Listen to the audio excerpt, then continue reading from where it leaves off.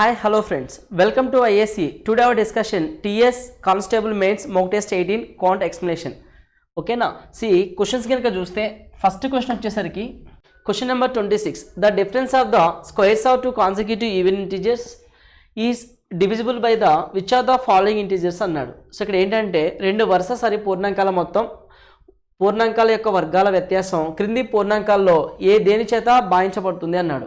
So question ఏంటంటే మనకి ఇక్కడ సో టూ ఈవెన్ నెంబర్స్ తీసుకుంటే టూ ఈవెన్ నెంబర్స్ యొక్క స్క్వేర్ వాల్యూ డిఫరెన్స్ అనేది రెగ్యులర్గా దేంతో డివిజిబుల్ అవుతుంది. ఫర్ ఎగ్జాంపుల్ నేను 2, 4 తీసుకుంటున్నా. ఫర్ ఎగ్జాంపుల్ నేను 2 and 4 తీసుకుంటున్నా. 2 స్క్వేర్ అంటే ఎంత 4 వస్తుంది, 4 స్క్వేర్ అంటే ఎంత 16. ఈ రెండు డిఫరెన్స్ ఎంత వస్తుంది, నాకు 12 వస్తుంది. సో 12ని ఏ నెంబర్స్ డివైడ్ చేస్తున్నాయి, ఇక్కడ 6 డివైడ్ చేయలేదు, సో మన ఆన్సర్ థర్డ్ ఆప్షన్ కాదు. 7 డివైడ్ చేయలేదు, మన ఆన్సర్ ఫోర్త్ ఆప్షన్ కాదు. సో 3 డివైడ్ చేస్తుంది, 4 డివైడ్ చేస్తుంది. ఇంకొక ఎగ్జాంపుల్ చూద్దాం.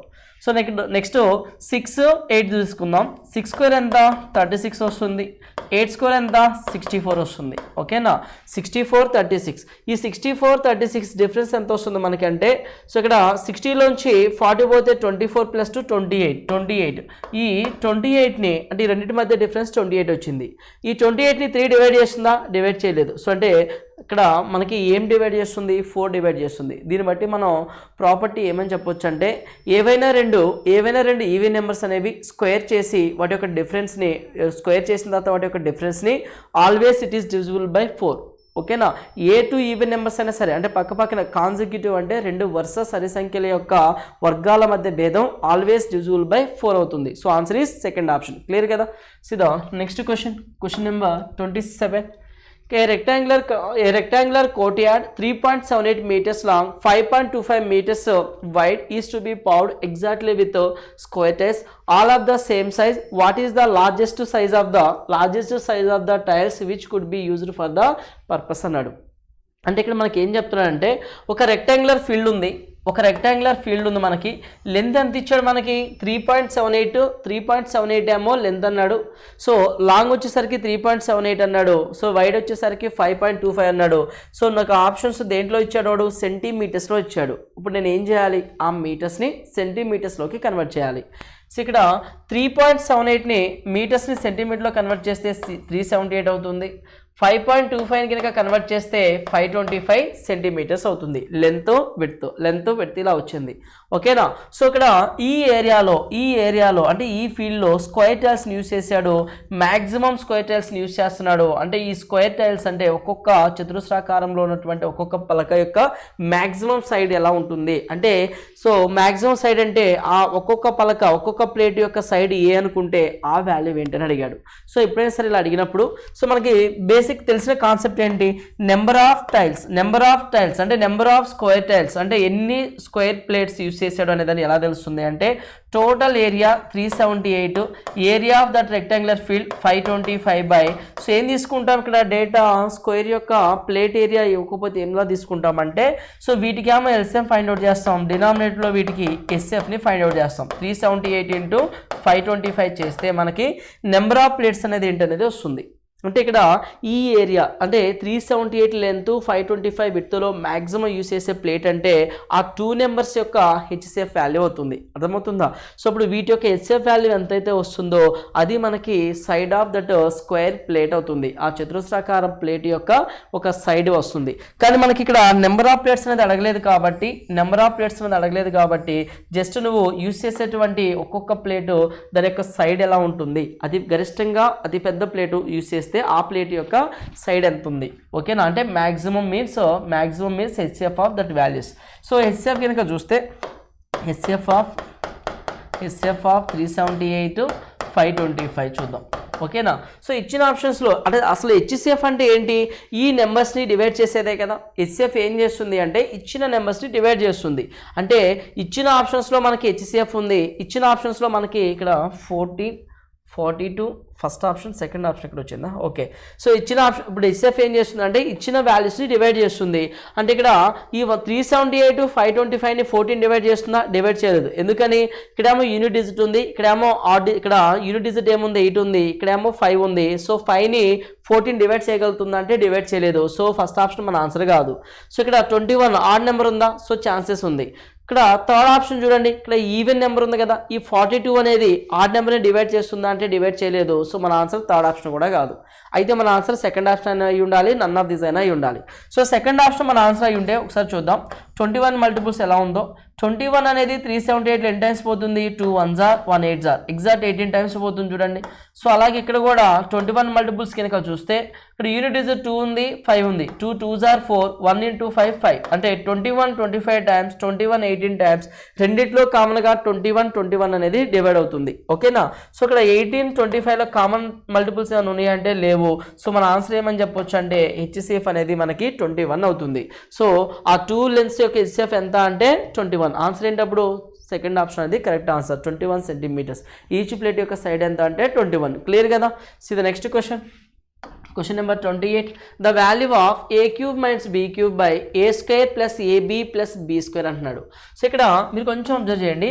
ఏ క్యూబ్ మైనస్ బీ క్యూబ్ అంటే ఏమని రాస్తాం జనరల్గా, a minus b into a square plus a b plus b square అని చెప్పేసి రాస్తాం. ఓకేనా.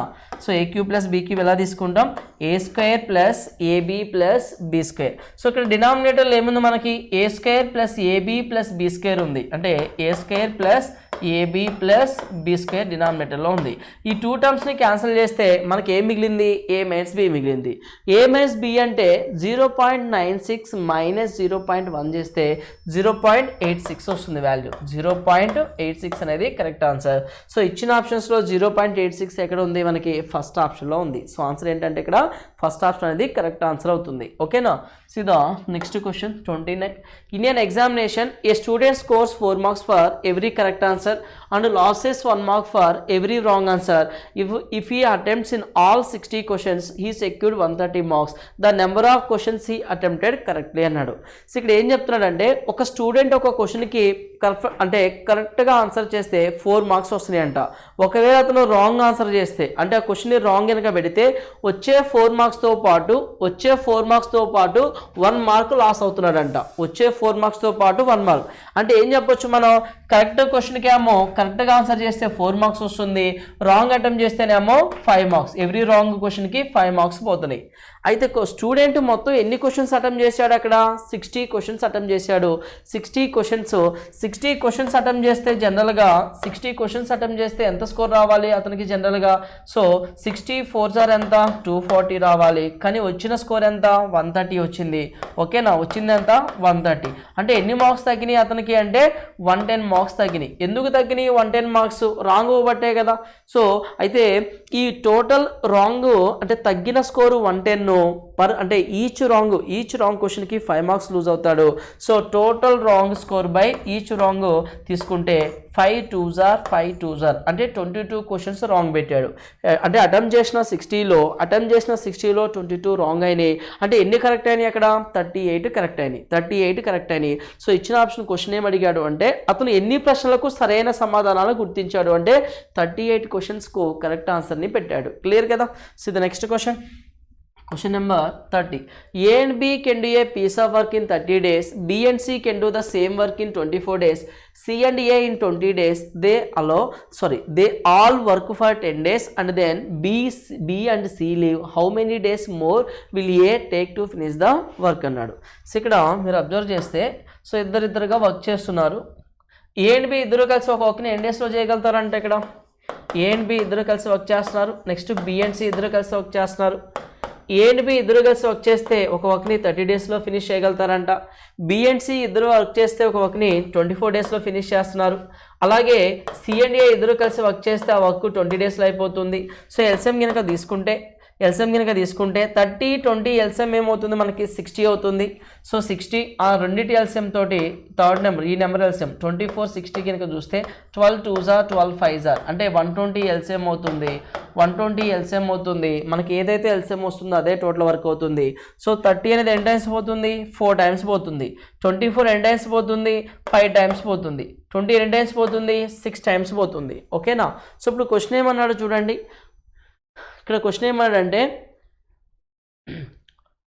వారందరూ 10 రోజులు పనిచేసి బి మరియు సి నిష్క్రమించారంట. అంటే అందరూ అంటే a plus b plus C ముగ్గురు కలిసి 10 డేస్ వర్క్ చేశారంట.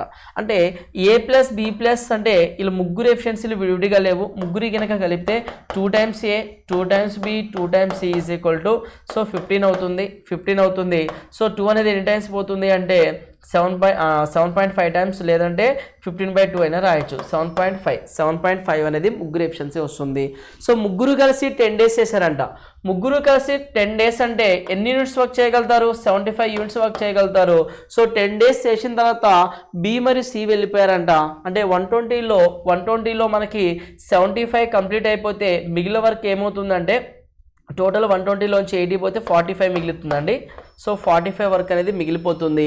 ఈ వర్క్ని ఇంకా ఎన్ని రోజులు చేయగలడు అన్నాడు. ఏ ఎఫిషియన్సీ మనకి ఎలా వస్తుంది? ఇక్కడ a plus b plus c 7.5లోంచి బీసీ రిమూవ్ చేస్తే సరిపోతుందా?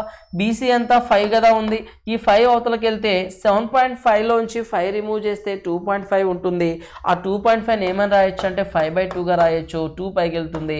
5 1s are 5 9s are 9 2s are ఎంత 18. సో 18 డేస్ అనేది పడుతుంది. ఆన్సర్ ఏంటంటే ఇక్కడ మనకి 4th option is the correct answer. ఓకేనా? సో ఫస్ట్ ముగ్గురు కలిసి 10 డేస్ 75 యూనిట్స్ వర్క్ చేయగలుగుతారు 7.5 ఎఫిషియన్సీతో. రిమైనింగ్ వర్క్ ఏ ఒక్కటే అంటే ఏ ఎఫిషియన్సీతో చేస్తే ఎన్ని డేస్ పడుతుంది అంటే 18 డేస్ పడుతుంది. క్లియర్ కదా? సిదా నెక్స్ట్ క్వశ్చన్ 31 అండి.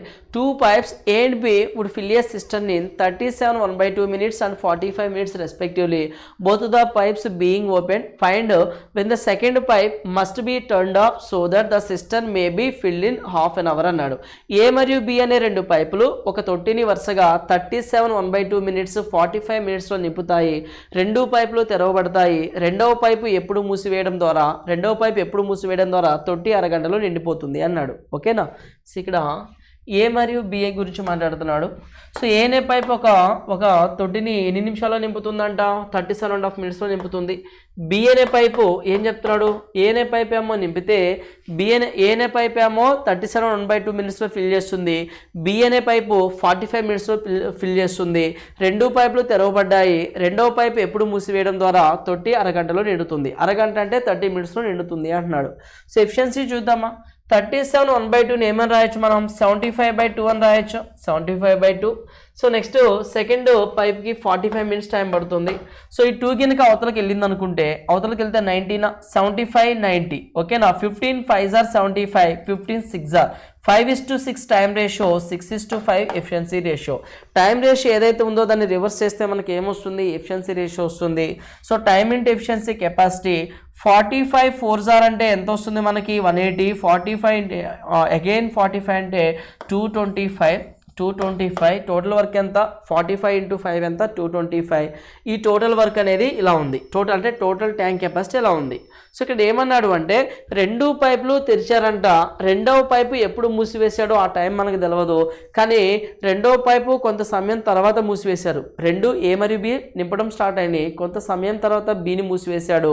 అయితే ఆ పైప్ అనేది ఇలా మూసివేయడం ద్వారా టోటల్ ట్యాంక్ అనేది హాఫ్ అన్ అవర్లో 30 minutesలో ఫిల్ అవుతుంది. అంటే స్టార్టింగ్ నుంచి ఎండింగ్ వరకు ఎవరు వర్క్ చేస్తున్నారు? ఏనే పైపే కదా వర్క్ చేస్తుంది. ఏనే పైప్ వర్క్ చేస్తుంది. సో 6 ఎఫిషియన్సీ తోటి 30 minutes వర్క్ చేస్తే 6 × 30 ఎంత? 180 అని చెప్తాం. చూడండి డైరెక్ట్గా రాస్తున్నా. సో 6 ఎఫిషియన్సీతో 30 minutes అంటే 6 × 30 ఎంత? 180. సో టోటల్ వర్క్లో 180 పోతే మిగిలింది ఎంత? 45 liters కెపాసిటీ మిగిలింది. సో ఆ 45 liters ఖచ్చితంగా ఎవరు చేసినట్టు? బిఎన్ఏ క్యాండిడేట్ చేసినట్టు. అంటే బిఎన్ఏ పైప్ ఫిల్ చేసిందే కదా. సో 45ని 5 ఎఫిషియన్సీతో ఎన్ని మినిట్స్ వరకు ఫిల్ చేయగలుగుతుంది? 9 minutes వరకు ఫిల్ చేస్తుంది. ఓకేనా? అంటే ఏ మరియు బి రెండు పైప్స్ స్టార్టింగ్ నుంచి మొదలుపెట్టినాయి. సో బిఎన్ఏ పైపు కేవలం 9 minutes వరకు 45 liters ఫిల్ చేసి బిఎన్ఏ పైప్ ఆగిపోయింది. సో ఎండింగ్ వరకు 30 నిమిషం చివరి వరకు ఏ స్టార్టింగ్ నుంచి ఎండింగ్ వరకు చేసుకుంటూ వెళ్ళిపోయింది.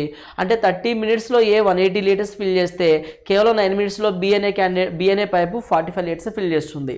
సో మనకు ఆన్సర్ ఏంటి? ఇక్కడ థర్డ్ ఆప్షన్ అనేది కరెక్ట్ ఆన్సర్ అవుతుంది. 9 minutes తర్వాత బిఎన్ఏ పైపు ఆపివేయడం జరిగింది. క్లియర్ కదా?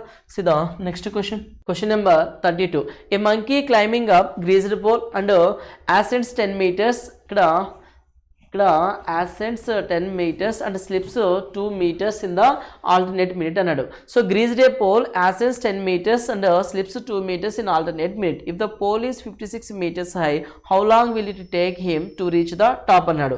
సో ఇక్కడ ఏం చెప్తున్నాడు అంటే ఒక పోల్ ఉంది, ఒక పోల్ ఏం చేసి అంటే ఒక పోల్ ఉందండి, ఒక మంకీ ఉంది. పోల్ని ఫస్ట్ మినిట్లో 10 మీటర్స్ పైకి ఎక్కుతుంది.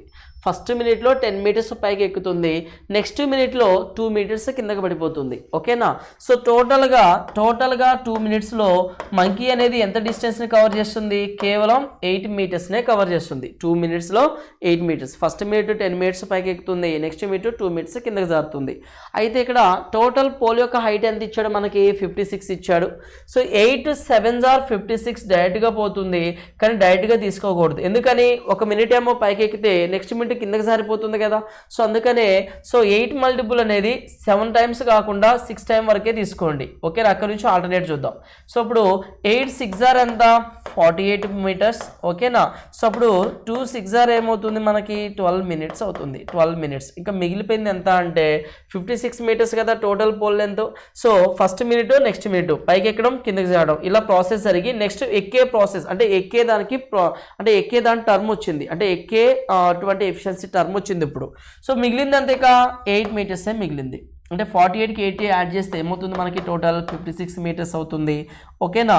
సో ఇప్పుడు 8 మీటర్స్ ఎక్కాలి, కానీ ఇది 1 మినిట్లో ఎన్ని మీటర్స్ ఎక్కుతుంది? 10 మినిట్స్ ఎక్కుతుంది. అప్పుడు ఇక్కడ ఆల్రెడీ 12 ఉంది, ఇప్పుడు 8 మీటర్స్ మాత్రమే ఎక్కాలి, కానీ 1 మినిట్లో 10 మీటర్స్ ఎక్కుతుంది. 12 8/10 అంటే 8/10 మినిట్స్ టైం పడుతుంది. 8/10నే మనం ఏమని చెప్పొచ్చు అంటే చూడండి ఇక్కడ 8/10 మినిట్స్ పడుతుంది. 12 8/10 అంటే 0.8 అని చెప్పొచ్చా. సో 12.8 మినిట్స్ టైం అనేది పడుతుంది కంప్లీట్గా పోల్ పైకి ఎక్కడానికి. ఆ మంకీకి పట్టే టైం ఎంత అంటే 12.8 మినిట్స్. ఆన్సర్ ఏంటి ఇక్కడ మనకి? థర్డ్ ఆప్షన్ అనేది కరెక్ట్ ఆన్సర్ అవుతుంది. ఓకేనా. Siddha next question. Question number 33. The speed of a boat in still water is 24 km/h. The speed of the stream is 8 km/h. It takes a total 20 hours to row upstream from point X to point Y and downstream from point Y to point Z. If the distance from X to Y is 1/3 of the distance between Y and Z, then what is the total distance traveled by the boat both upstream and downstream అన్నాడు. So ఇక్కడ ఏం చెప్తున్నాడు అంటే మనకి నీటిలో అంటే boat speed in still water ఎంత ఇచ్చాడు మనకి? 24 అని చెప్తున్నాడు. ప్రవాహ వేగం ఎంత ఇచ్చాడు? 28 కిలోమీటర్స్ అంటున్నాడు. 8 km/h అంటున్నాడు. సో ఇక్కడ ఒక లైన్లో రిప్రజెంట్ చేస్తే ఇది బోట్ స్పీడ్ అవుతుంది, ఇది అప్స్ట్రీమ్ స్పీడ్, ఇది డౌన్ స్ట్రీమ్ స్పీడ్, ఇది వాటర్ స్పీడ్, ఇది వాటర్ స్పీడ్. ఓకేనా. సో ఇక్కడ ఏమి ఇచ్చాడు మనకి? ఇక్కడ boat speed in still water ఏమో 24 అని చెప్తున్నాడు, 24 అంటున్నాడు. వాటర్ స్పీడ్ ఏమో 8 అంటున్నాడు. సో డౌన్ స్ట్రీమ్ డైరెక్షన్కి వస్తే ఎంత వస్తుంది? 32 అవుతుందా? 32 అవుతుంది. అప్ స్ట్రీమ్ డైరెక్షన్లోకి వెళ్తే ఎంత వస్తుంది అంటే మనకి ఇక్కడ 16 అవుతుంది. అప్ స్ట్రీమ్ డైరెక్షన్లోకి వెళ్తే 16 స్పీడ్. ఓకేనా. ఎందుకని 24లోంచి వాటర్ని ఓవర్కమ్ చేసుకుని వెళ్ళాలి కాబట్టి అప్ స్ట్రీమ్లో 16, డౌన్ స్ట్రీమ్లో 32. ఇంతవరకు క్లియరా? సో ఇప్పుడు మనకి ఏమి ఇచ్చిండంటే ఇక్కడ బిందువు X నుండి బిందువు Y వరకు అన్నాడు, Y వరకు ఎగువకి అన్నాడు. X అనే బిందువు నుంచి Y అనే బిందువుకి వెళ్ళాడంట. సో నెక్స్ట్ Y నుంచి కిందకి Z అనే బిందువుకి వచ్చాడు. Y నుంచి Z అనే బిందువుకి వచ్చాడు. ఇక్కడ చూడండి, Y నుంచి కిందకి Z అనే బిందుకి. ఇక్కడ ఫస్ట్ ఏం చేసిండు? ఇక్కడ నుంచి ఇక్కడ పైకి వెళ్ళాడు, X నుంచి Yకి వెళ్ళాడు, Y నుంచి Zకి వచ్చాడు. నెక్స్ట్ డేటా ఏం చెప్తున్నాడంటే నెక్స్ట్ ఏమంటున్నాడంటే X నుండి Yకి, ఈ X నుండి Yకి ఉన్న దూరం Y మరియు Z మధ్య దూరంలో 3/1 అన్నాడు. సో Y మరియు Z మధ్య దూరము 3 పార్ట్స్ అయితే ఇక్కడ నుంచి ఇక్కడికి 3 పార్ట్స్ అయితే ఇందులో ఇక్కడికి 1 పార్ట్ డిస్టెన్స్ అన్నాడు. ఈ డిస్టెన్స్ 1 పార్ట్ అన్నాడు. అప్పుడు ఈ డిస్టెన్స్ ఏమవ్వాలి మరి? 2 పార్ట్సే కదా అయ్యేది. సో టోటల్ 3 అన్నాడు. ఇక్కడ నుంచి ఇక్కడికి 1 పార్ట్ అయితే ఇక్కడ నుంచి X నుంచి Zకి 2 పార్ట్స్ అవుతుందా? ఇలా మనకి డిస్టెన్స్ వచ్చేసింది. సో నెక్స్ట్ ఏం చేయాలి అంటే చూడండి, అప్పుడు పడవ ప్రయాణించే మొత్తం దూరం అంటే అప్ స్ట్రీమ్కి డౌన్ స్ట్రీమ్కి అంటే ఇక్కడ నుంచి ఇక్కడికి 1 పార్ట్, ఇక్కడ నుంచి ఇక్కడికి 3 parts, total 4 parts distance cover అయిపోయింది. సో ఇప్పుడు చూద్దాం ఇక్కడ నెక్స్ట్ ఇంకేమి ఇచ్చాడో చూద్దాం. ఇక్కడ డేటా ఏముందో మనకి చూడండి. ఇది బిందువు X నుండి బిందువు Y వరకు ఎగువకి, బిందువు Y నుండి బిందువు Z వరకు దిగువకి ప్రయాణించడానికి మొత్తం 20 గంటలు పట్టిందంట. సో X నుంచి Y కంటే ఏనే డిస్టెన్స్ 1 పార్ట్ కాబట్టి ఏనే తీసుకుంటున్నా. ఏనే డిస్టెన్స్ 16 పార్ట్ స్పీడ్. ఓకేనా. ఏనే డిస్టెన్స్ ఏనే డిస్టెన్స్ 16 పార్ట్ స్పీడ్. సో ఇక్కడ నుంచి ఇక్కడికి కిందకి కదా వచ్చింది 3a distance 32 part speed. So is equal to ఎంత టైం పట్టింది క్వశ్చన్లో చెప్పినట్టు 20 అవర్స్ పట్టిందంట, 20 అవర్స్ పట్టింది అన్నాడు. సో ఇక్కడ ఎల్సిఎం మనకి ఏమవుతుంది 16 ఎల్సిఎం అవుతుంది, 32 ఎల్సిఎం అవుతుంది మనకి. ఎల్సిఎం ఏమో 32, 16 2s are 2 into a 2a, 32 3a అవుతుంది ఈజ్ ఈక్వల్ టు 20. ఓకేనా 2a 3a 5a కదా ఇక్కడ వచ్చేది మనకి. 5a అంటే 5 1s are 5 4s are, a is equal to 4 2s are 8 4 3s are 12 128. So a distance అంటే ఏ వాల్యూ 1 పార్ట్ వాల్యూ 128 వచ్చింది. So up స్ట్రీమ్కి 1 పార్ట్, డౌన్ స్ట్రీమ్కి 3 part, 1 + 3 total 4 parts distance cover అయింది కాబట్టి 4a డిస్టెన్స్ ఎంత అంటున్నాడు 4.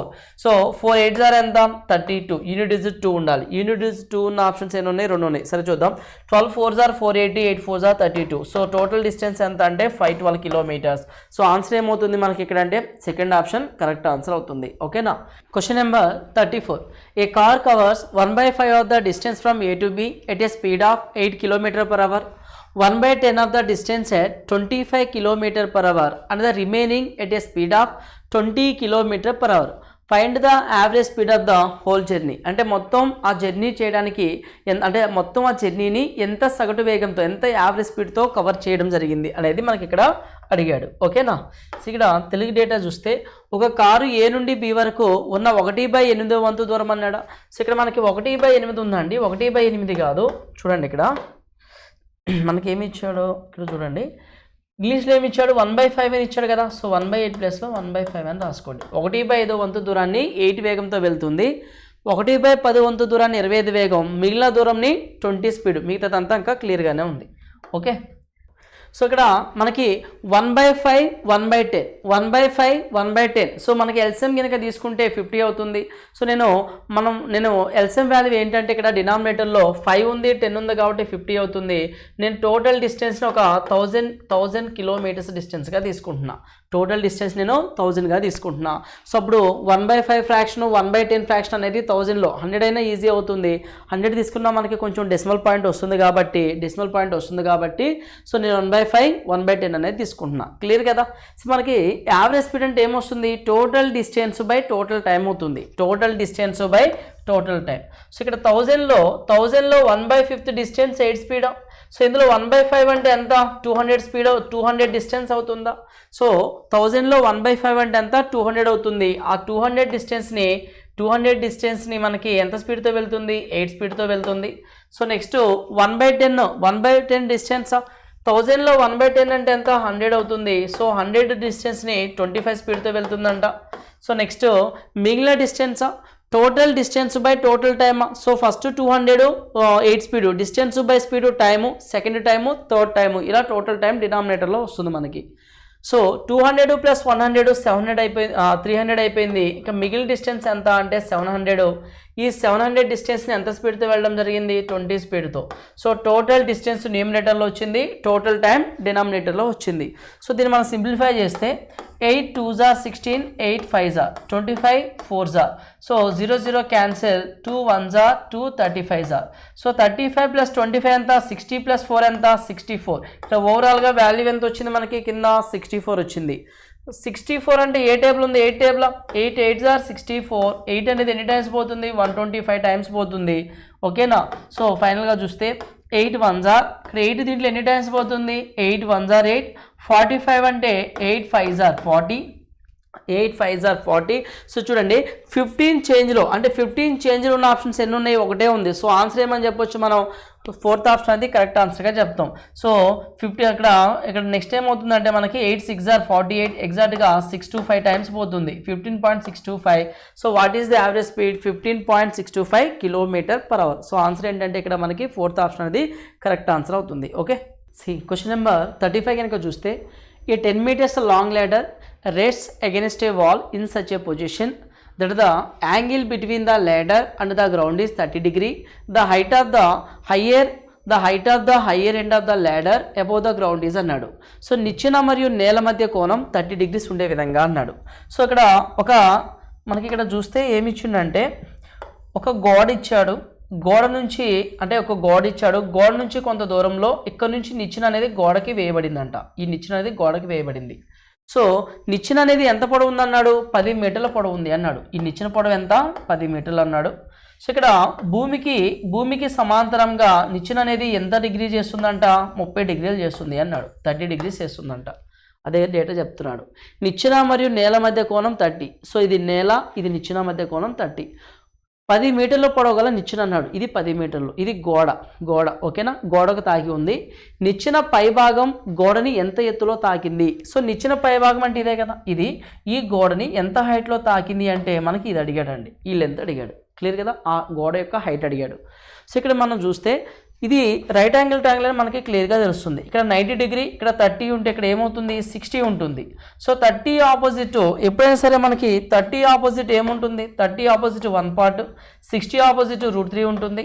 90 opposite ఏముంటుందంటే 2 parts ఉంటుంది. 90 ఆపోజిట్ 2 పార్ట్స్. సో మనకు ఆల్రెడీ ఇక్కడ 2 పార్ట్స్ ఎంత అని తెలుసు, 10 మీటర్స్ అని తెలుసు.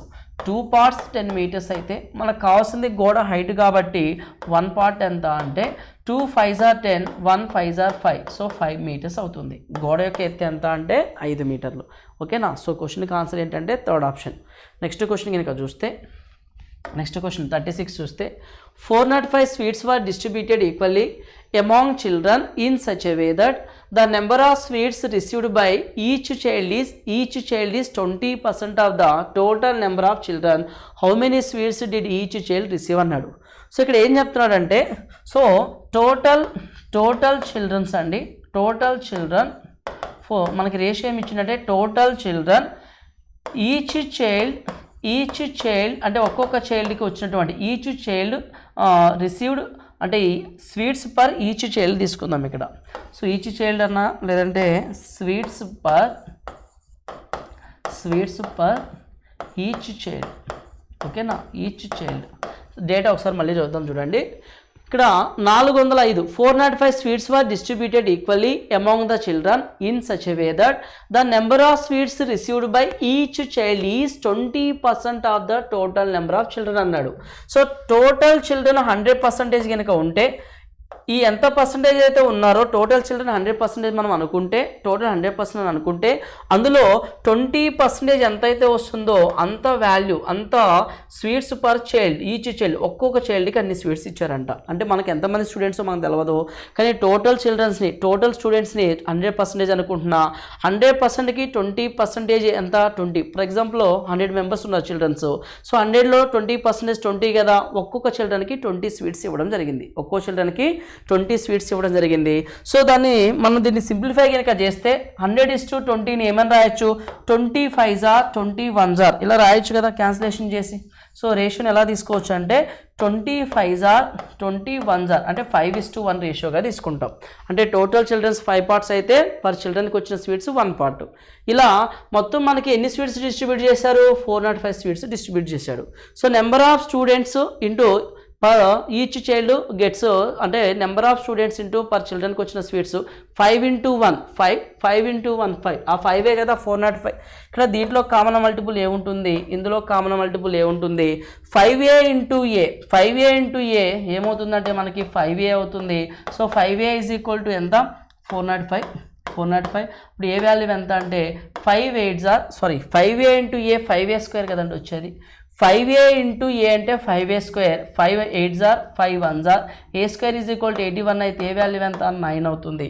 సో అంటే ఏ అంటే ఏంటి, 1a అంటే ఏంటి, స్వీట్స్ పర్ ఈచ్ చైల్డ్. ఒక్కో చైల్డ్కి ఎన్ని స్వీట్స్ వచ్చినాయి అంటే 9 స్వీట్స్ వచ్చినాయి. సో ఆన్సర్ ఏంటి మనకి ఇక్కడ ఫస్ట్ ఆప్షన్ అనేది కరెక్ట్ ఆన్సర్ అవుతుంది. ఓకేనా. క్వశ్చన్ నెంబర్ 35 చూస్తే ఏ 10 meters long ladder rests against a wall in such a position that the angle between the ladder and the ground is 30 degree. The height of the higher end of the ladder above the ground is అన్నాడు.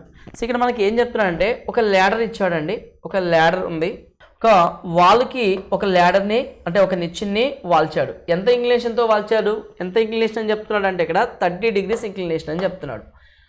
నిచ్చెన మరియు నేల మధ్య కోణం, so ఇది నిచ్చెన, ఇది నేల, దీని మధ్య కోణం ఎంత, 30 డిగ్రీ ఉండే విధంగా 10 మీటర్లు పొడవు గల నిచ్చెన. ఈ నిచ్చెన యొక్క పొడవు ఎంత, 10 మీటర్లు అంట. 10 మీటర్ల పొడవుగల నిచ్చెన గోడకు తాకి ఉంది. నిచ్చెన పైభాగం గోడని ఎంత ఎత్తులో తాగింది అన్నాడు. సో నిచ్చెన యొక్క పైభాగం అనేది సో గోడని అంటే వాల్ యొక్క హైట్, ఈ హైట్ అని మనకి అడిగాడు. ఓకేనా. సో ఇప్పుడు ఇది ఒక రైట్ యాంగిల్ ట్రయాంగిల్ కనుక రైట్ యాంగిల్ ట్రయాంగిల్ అవుతుంది కాబట్టి ఇది 90 డిగ్రీ, ఇది 30 డిగ్రీ. ఇక్కడ ఏమొస్తుంది 60 అవుతుందా. 30 ఆపోజిట్ 1 పార్ట్ వస్తుంది, 60 ఆపోజిట్ √3 పార్ట్స్ వస్తుంది, 90 ఆపోజిట్ 2 వస్తుంది. 90 ఆపోజిట్ ఏమొస్తుంది 2 వస్తుంది. సో మనకి 30 60 90 ట్రయాంగిల్లో 60 ఆపోజిట్ √3, 30 ఆపోజిట్ 1, 90 ఆపోజిట్ 2. సో మనకి ఇక్కడ 2 పార్ట్స్ ఎంత ఉంది, 2 పార్ట్స్ 10 మీటర్స్ అయితే నీకు కావాల్సింది హైటే కదా. హైట్ అంటే ఎంత 1 పార్ట్, 1 పార్ట్ ఎంత హాఫ్ అంటే 5 మీటర్స్ అవుతుంది. సో క్వశ్చన్కి ఆన్సర్ ఏంటంటే థర్డ్ ఆప్షన్ అది కరెక్ట్ ఆన్సర్ అవుతుంది. ఓకేనా. See the next question. Question number 36. 405 sweets were distributed equally among children in such a way that the number of sweets received by each child is 20% of the total number of children అన్నాడు. How many sweets did each child receive అన్నాడు. ఇక్కడ ఏం చెప్తున్నాడంటే so ఇక్కడ తద్వారా ప్రతి పిల్లవాడు అందుకున్న స్వీట్స్ సంఖ్య మొత్తం పిల్లల సంఖ్యలో 20% ఉంటుందన్నాడు. సో మొత్తం స్టూడెంట్స్ ఎంత ఉన్నారో నాకు తెలియదు కాబట్టి నేను ఏం తీసుకుంటా అంటే టోటల్ స్టూడెంట్స్ ఏ అంటున్నా, ఎంతమంది అయితే స్టూడెంట్స్ ఉంటారో అందులో 20% ఒక్కొక్క పిల్లవాడికి వస్తున్నాయి అంటున్నాడు. ఓకేనా. పాయింట్ అర్థమవుతుందా మీకు. ఇక్కడ ఏంటంటే ఒకసారి కండిషన్ అవుతా చూడండి. ఇక్కడ 405 sweets were distributed equally among children in such a way that the number of sweets received by each child is 20% of total number of students అన్నాడు. సో ఇక్కడ 20% ఫ్రాక్షన్లో రాస్తే 1/5 అవుతుందా. సో టోటల్ స్టూడెంట్స్ ఎంత ఉన్నారు 5 పార్ట్స్ ఉంటే టోటల్ స్టూడెంట్స్ అంటే 5 members students ఉంటే ఒక్కొక్కరికి ఒక స్వీట్ వస్తుందంట. టోటల్ స్ట్రెంత్ 5 ఉంటే ఆ 5లో 1 పార్ట్ మాత్రమే స్టూడెంట్స్కి డిస్ట్రిబ్యూట్ అవుతుంది అంటున్నాడు. సో నేను స్టూడెంట్స్ అనేది టోటల్ స్టూడెంట్స్ నాకు ఎంతో తెలియదు, 5 పార్ట్స్ ఉంది కాబట్టి 5A అంటున్నా. సో ఎంతమంది అయితే స్టూడెంట్స్ ఉన్నారో ఈ 5A స్టూడెంట్స్కి ఒక్కో స్టూడెంట్స్కి వచ్చే స్వీట్స్ ఎంత, ఈ 5లో 1 పార్ట్ అన్నాడా అంటే 1 అంటే 5A × 1. So total students 5A, ఒక్కో స్టూడెంట్కి ఏ స్వీట్స్ వస్తున్నాయి 5A × A అంటే టోటల్ స్వీట్స్. ఆ టోటల్ స్వీట్స్ ఏ క్వశ్చన్లో మనకి 405 అని ఇచ్చాడు. 5 ఎన్ని టైమ్స్ పోతుంది, 5 8 * 5 1 A² = 81, A = 9. అంటే ఒక్కో స్టూడెంట్స్కి వచ్చిన స్వీట్స్ ఏంటంటే 9. సో ఆన్సర్ ఏంటి మనకి ఇక్కడ ఫస్ట్ ఆప్షన్ అనేది కరెక్ట్ ఆన్సర్ అవుతుంది. టోటల్ ఎంత స్ట్రెంత్ అయితే ఉన్నారో ఆ స్ట్రెంత్లో 5 పార్ట్స్ అయితే 5లో 1 పార్ట్ అనేది ఒక్కో స్టూడెంట్కి వచ్చే స్వీట్స్. ఓకేనా. సీదా నెక్స్ట్ క్వశ్చన్ కనుక చూస్తే Question number 37. From the salary of an officer, 10% is deducted as house rent, 20% of the rest on transportation, 20% of rest he pays as income tax, 10% of the balance he spends on clothes. Then he is left with 15,552. Find his total salary. అయితే అతని యొక్క మొత్తం salary ఎంత అంటున్నాడు. So left with అంటే ఏంటి, అతని దగ్గర ఫైనల్గా మిగిలిపోయిన సేవింగ్స్ గురించి కదా చెప్పింది డేటాలో. సో సేవింగ్స్ ఇన్ఫర్మేషన్ ఎంత ఇచ్చాడు అంటే 15,552. సో నేను తీసుకునేటప్పుడు కూడా ఇన్కమ్ సేవింగ్స్ 2 టర్మ్స్నే తీసుకుంటున్నా. ఓకేనా. సో ఇన్కమ్ గురించి కనుక చూస్తే ఒక అధికారి జీతం నుండి 10% ఇంటి అద్దెకి వెళ్ళిందంట. సో 10% అంటే 1/10 ఫ్రాక్షన్. 10 పార్ట్స్ ఇన్కమ్లో 1 పార్ట్ రెంట్కి వెళ్తే 9 పార్ట్స్ సేవింగ్లో మిగిలిపోయింది. నెక్స్ట్ ఏమన్నాడంటే మిగిలిన మొత్తంలో 20% రవాణాకు ఖర్చు చేసిండంట. 20% అంటే ఏంటి ఫ్రాక్షన్ 1/5. 1/5 5లో 1 పార్ట్ ఖర్చు చేశాడు అంటే 4 పార్ట్స్ సేవ్ చేశాడు. ఓకేనా. సో నెక్స్ట్ ఏం చెప్పిండంటే మిగిలిన దానిలో 20% ఇక్కడ ఆదాయపు పన్ను కట్టిండంట. 20% కూడా ఫ్రాక్షన్ ఏంటి 1/5. 5 పార్ట్స్లో 1 పార్ట్ 5 పార్ట్స్ ఇన్కమ్ అయితే 1 పార్ట్ ఖర్చు పోతే 4 పార్ట్స్ సేవ్ చేశాడు రిమైనింగ్. ఓకేనా. సో నెక్స్ట్ ఏమన్నాడు మిగిలిన దానిలో 10% బట్టల కోసం ఖర్చు చేశాడు, క్లాస్ కోసం. 10% అంటే 1/10, 10లో 1 పోతే 9 మిగులుతుంది. సో ఇది మనకు వచ్చినటువంటి రేషియో. ఓకేనా. ఇక్కడ మనం సింప్లిఫై చేస్తే దీంట్లో ఏమన్నా ఇక్కడ 4 ఉంది కదా, 2 2s 2 5s పోతుందా. సో నెక్స్ట్ 2 2s 2 5s పోతుందా. సో 5 × 5 × 5 × 5 5² 25, 5² 25, 25 625 వస్తుంది. సో నెక్స్ట్ ఇక్కడ 9 9s are 81, 81 ఇంటూ 4 వస్తుంది, 4 1s are 4 8s are ఎంత 32 అంటే 324 వస్తుంది. 324 పార్ట్స్ వాల్యూ మనకి ఇచ్చింది అంటే ఇక్కడ 324 పార్ట్స్ అంటే సేవింగ్స్ ఫైనల్ మిగిలిపోయిన సేవింగ్స్ 15,552 అయితే మనకి ఇన్కమ్ కదా అడిగింది, ఇన్కమ్ అంటే ఎంత 625 పార్ట్స్ కదండి ఉంది, ఆ వాల్యూ ఎంత, ఇది మనకి ఫైండ్ అవుట్ చేయమన్నాడు. ఓకేనా. సో ఇక్కడ 3 అనేది ఎన్ని టైమ్స్ పోతుందంటే 3 5s are అంటే డైరెక్ట్గా 5 టైమ్స్ అంటే కష్టం, ఎందుకంటే 15,000 దాటిపోతుంది కాబట్టి. సో యూనిట్ డిజిట్ ఇక్కడ 2 డిజిట్స్ చూడండి, 3 4s are 12, నెక్స్ట్ 4 ఉంది, లాస్ట్ యూనిట్ డిజిట్ 2 ఉంది. So 4 3s are 12, 4 8s are 3 times కనుక చూసుకుంటే 4 3 టైమ్స్ చేసినా 2 వస్తుంది, 4 8s are 32, 4 8 టైమ్స్ చేసినా 2 వస్తుంది. ఫర్ ఎగ్జాంపుల్ 3 టైమ్స్ అనుకుందాం, 3 టైమ్స్ అనుకుంటే 43, 3 4s are 12, 12 చేంజ్లో ఉంటుంది. ఫర్ ఎగ్జాంపుల్ 4 8 తీసుకుంటే సో 8 అంటే 5, 5 3s are 15 అంటే 15కి దగ్గరలో ఉండాలి అంటే ఖచ్చితంగా 8 టైమ్సే తీసుకోవాలి ఇక్కడ, అంటే రేంజ్ బట్టి అంటే 15కి 15,000 దగ్గరలో ఉండాలంటే 4 8s are తీసుకోవాలి. ఇప్పుడు చూడండి 50 30, 50 3s are అంతా 1500 సరిపోయిందా. సో అంటే ఎగ్జాక్ట్గా 48 టైమ్స్ అనేది పోతుంది, కాబట్టి మీరు చెక్ చేయండి 48 టైమ్స్ ఖచ్చితంగా పోతుంది. ఇప్పుడు 625 కూడా ఎన్ని టైమ్స్ పోవాలి, 48 టైమ్స్ పోవాలి, 48 టైమ్స్ పోవాలి, ఈ వాల్యూ ఎంత అన్నాడు. ఓకేనా.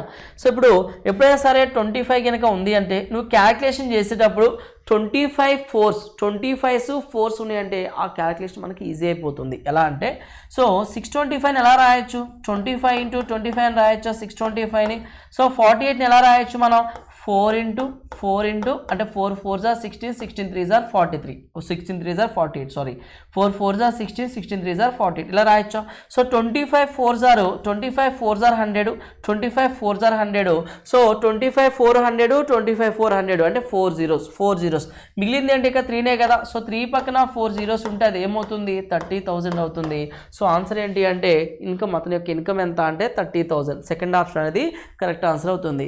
ఎప్పుడైనా సార్ నువ్వు మల్టిపుల్ చేసేటప్పుడు 25s 4s ఉంటే అవి పక్కన పెట్టేసి సో మిగిలింది 3నే కాబట్టి 3 4 zeros వచ్చినాయి, 3 పక్కన 4 zeros 30,000 అనేది అతని యొక్క ఇన్కమ్. క్లియర్ కదా ఎలా క్యాలిక్యులేట్ చేయాలో. నెక్స్ట్ క్వశ్చన్ కనుక చూస్తే Question number 38. A person purchases 90 clocks and sells 40 clocks at a gain of 10% and 50 clocks at a gain of 20%. If he sells all of them at a uniform profit of 15%, then he would have got 40 rupees less the cost price of each clock is అన్నాడు. So each clock యొక్క cost price ఎంత. So మొత్తం ఎన్ని ఉన్నాయి ఇక్కడ 90 కదా 90. So 40 first 40 అన్నాడు, next 50 అన్నాడు, టోటల్ ఎంత 90. సో ఓవరాల్గా ఎంత ప్రాఫిట్ వచ్చింది అన్నాడు ఓవరాల్గా మనకి. సో ఓవరాల్గా చూడండి ఇక్కడ ఇఫ్ ఈ సోల్డ్ ఆల్ ఆఫ్ దెమ్ అంటే 19 కనుక సేల్ చేస్తే ఓవరాల్గా 15% ప్రాఫిట్ వచ్చిందంట. సో ఈ 90లో 15% అంటే సో 13 అంటే 90లో 15% అంటే 15 9s are 135 మీన్స్ 13.5 వస్తుంది, 13.5 వస్తుంది. 90లో 15 ఎంత 13.5. సో ఫస్ట్ 40 ఎంత ప్రాఫిట్కి అమ్మాడు, గెయిన్ ఆఫ్ 10% అన్నాడా. సో అంటే 10%, 40లో 10 అంటే ఎంత 4. నెక్స్ట్ 50 మీద ఎంత గెయిన్కి అమ్మాడంట 20% గెయిన్ అంట. సో 10% 5, 20% 10. ఓకేనా. సో ఓవరాల్గా చూసుకుంటే సో ఇక్కడ ఎంత వచ్చింది 14 వచ్చింది, ఇక్కడ ఎంత వచ్చింది 13.5 వచ్చింది. ఈ రెండింటిని విడివిడిగా అమ్మితే ఈ రెండింటిని విడివిడిగా అమ్మితే 14 ప్రాఫిట్ వస్తుంది. మొత్తం మీద కలిపి చూస్తే 13.5. అంటే ఇలా చూస్తే విడివిడిగా అమ్మితేనేమో 14 పార్ట్స్ ప్రాఫిట్ వస్తుంది, ఒకేసారి 90 మీద 15% ప్రాఫిట్కి అమ్మితేనేమో 13.5 వస్తుంది. ఇలా చూస్తే 14 13.5 ఎంత తగ్గింది, ఎంత లాస్ వచ్చింది 0.5 పార్ట్స్ లాస్ వచ్చింది. ఎంత 0.5 లాస్. ఆ 0.5 పార్ట్సే 40 అంటున్నాడా. So 40 rupees అంటున్నాడా. అయితే మనకి ఏమడిగాడంటే ఒక కాస్ట్ ప్రైస్ ఆఫ్ ఈచ్ అన్నాడు. ఒక్కొక్క దాని యొక్క కాస్ట్ ప్రైస్ ఎంత, టోటల్ 90 కదా. సో 90 కదా, 90లో ఒక్కొక్క దానికంటే 1 అనే తీసుకుంటాం కదా. సో ఇప్పుడు మనకి 0.5 అనేది 40 అయితే 1 ప్రైస్ అంటే 1 పార్ట్ వాల్యూ ఎంత. ఇక్కడ 1 పార్ట్ అంటే 0.5కి డబల్ అయిందా. సో 40కి డబల్ అయితే ఏమవుతుంది 80 రూపీస్ అవుతుంది. ఒక్కొక్క క్లాక్ యొక్క ప్రైస్ ఎంత అంటే 80 రూపీస్ అవుతుంది. క్లియర్ కదా. See the next Question number 39. A trader marked his goods at a 20% above the cost price. ఇక్కడ he sold half of the stocks at the market price and 1/4 at a discount of 20% on the market price and the rest at a discount of 40% on the market price. His total gain percentage is అన్నాడు. Okay. C కనుక నువ్వు చూస్తే ఇక్కడ ఏమి ఇచ్చాడో చూద్దాం డేటాని. ఓకేనా, ఒక వ్యాపారి తన వస్తువులను ధర కంటే 20% ఎక్కువగా ముద్రించాడంట. అంటే 100% మీద ఒక 20% ఎక్కువ ముద్రించి దాని మార్కింగ్ ప్రైస్ ఏం చేశాడు, 120%గా చేశాడు. నెక్స్ట్ ఏమంటున్నాడంటే అతను సగం సరుకును ముద్రించిన ధరకు 1/4 సరుకును ముద్రించిన ధరపై 20% తగ్గింపుతో మరియు మిగిలిన మొత్తాన్ని ముద్రించిన ధరపై 40% తగ్గింపుతో విక్రయించాడు. అతని మొత్తం లాభ శాతం అనేది ఎంత వచ్చింది అంటున్నాడు. ఓవరాల్గా ప్రాఫిట్ ఎంత. సో 4/1 అంటే 1/4 అనేది ఫ్రాక్షన్ వచ్చింది కదా మనకి. 1/4 అంటే డినామినేటర్లో 4 ఉంటుంది కదా, అంటే 4 మల్టిపుల్స్ ఉన్నాయని మనం అనుకున్నా. సో టోటల్ ఆర్టికల్స్ 4 అని తీసుకుంటున్నా నేను. మొత్తం అతని దగ్గర ఎన్ని వస్తువులు ఉన్నాయి, టోటల్ ఒక 4 ఆర్టికల్స్ ఉన్నాయి అనుకుంటున్నా. టోటల్ 4 ఆర్టికల్స్ ఉన్నాయి. అయితే ఫస్ట్ కండిషన్ ఏమన్నాడంటే సో కాస్ట్ 100% అయితే మార్కింగ్ ఎంత, 120% చేశాడు. సో మార్కింగ్ ఎంత, 120%. అతను సగం సరుకును అంటే సో 4లో హాఫ్ అంటే 2నే కదా, 2ని ముద్రించిన ధరకు అమ్మాడు అంటే 20% ప్రాఫిట్ వస్తుంది. ఒకదాని మీద 20% ప్రాఫిట్, రెండింటి మీద అంటే 40% ప్రాఫిట్ వస్తుంది. సో నెక్స్ట్ ఏమన్నాడు, నెక్స్ట్ 4/1 సరుకును అంటే ఈ 4లో 1/4 అంటే 1 ఆర్టికల్ని 20% తగ్గింపు అన్నాడు. సో ఇక్కడ కాస్ట్ ఏమో 100, మార్కింగ్ ఏమో 120, ఇందులో 20% అంటే 10% 12, అగైన్ 10% 12 + 12 ఎంత, 24. అంటే 120లో 24 తగ్గితే 96కి సేల్ చేస్తున్నాడు. అంటే 4% లాస్ వస్తుంది ఇక్కడ, 4% లాస్. ఇంకా మిగిలింది ఎంత, ఇంకొకటే ఆర్టికల్. ఇందులో 1/4 1 ఆర్టికల్ పోతే మిగిలింది ఇంకో 1 ఆర్టికల్.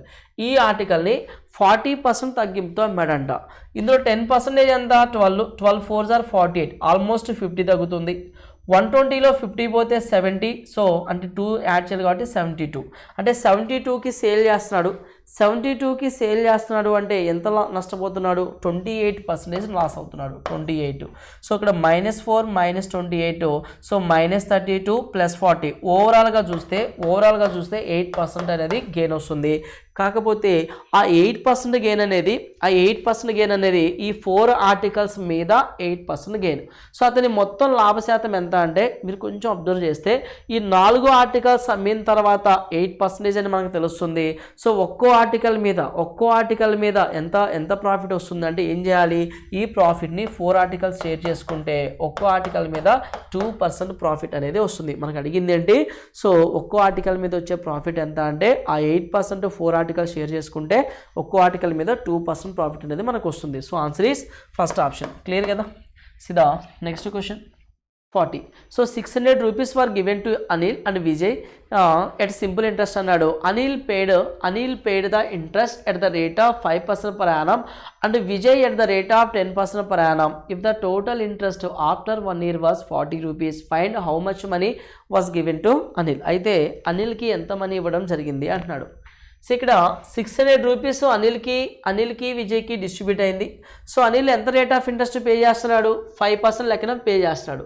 సో విజయ్ అనే క్యాండిడేట్ ఎంత రేట్ ఆఫ్ ఇంట్రెస్ట్ పే చేస్తున్నాడు, 10% లెక్కన పే చేస్తున్నాడు. అయితే 1 year తర్వాత వాళ్ళు పే చేసిన ఇంట్రెస్ట్ ఎంత, 40 రూపీస్. సో ఇద్దరిలో 5% ఉంది, 10% ఉంది. ఇద్దరిలో మనకి అంటే 5% కామన్ ఉందా, ఇద్దరిలో 5% కామన్ ఉంది కదా. సో ఇద్దరిలో 5% తీస్తే కామన్, ఇక్కడ విజయ్ దగ్గర 5% అడిషనల్గా మిగిలిపోతుంది. సో ఇప్పుడు 600లో 5% కామన్కి ఎంత అవుతుంది, 10% 60, 5% 30. సో ఇంట్రెస్ట్లో నుంచి ఇద్దరిలో కామన్గా 5% 30 రిమూవ్ చేస్తే మిగిలేది ఎంత, 10 రూపీస్ మిగులుతుంది. ఆ 10 రూపీస్ ఎవరిది, విజయ్ యొక్క 5% వాల్యూ. సో విజయ్ యొక్క 5% వాల్యూ 10 రూపీస్ అయితే విజయ్ యొక్క 100% వాల్యూ ఎంత అవుతుంది మనకి.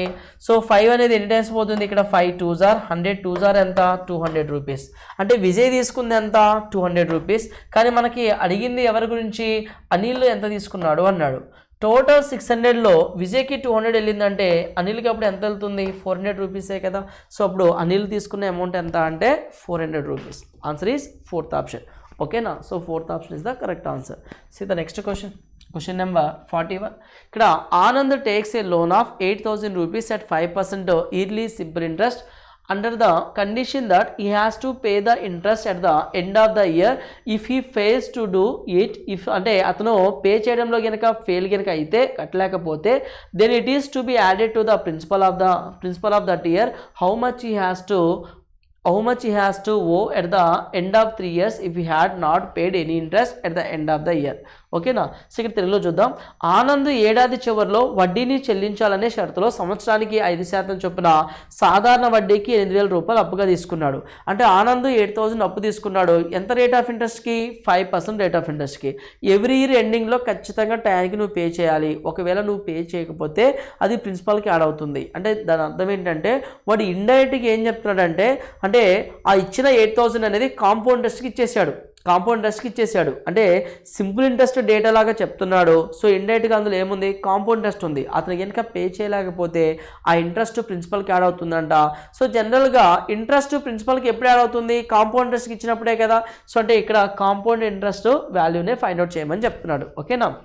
చూడండి, ఇక్కడ అతను దాన్ని చెల్లించడంలో విఫలమైతే వడ్డీని ఆ సంవత్సరం అసలుకు కలిపిన అతను ప్రతి సంవత్సరం చివరిలో వడ్డీ చెల్లించకపోతే, ప్రతి సంవత్సరం చెల్లించట్లేదంట, ఉన్నది 3 ఇయర్స్, ఎవ్రీ ఇయర్ చెల్లించట్లేదు అంటే ఓవరాల్గా 3 ఇయర్స్కి అతను కాంపౌండ్ ఇంట్రెస్ట్ కట్టాల్సి వచ్చింది.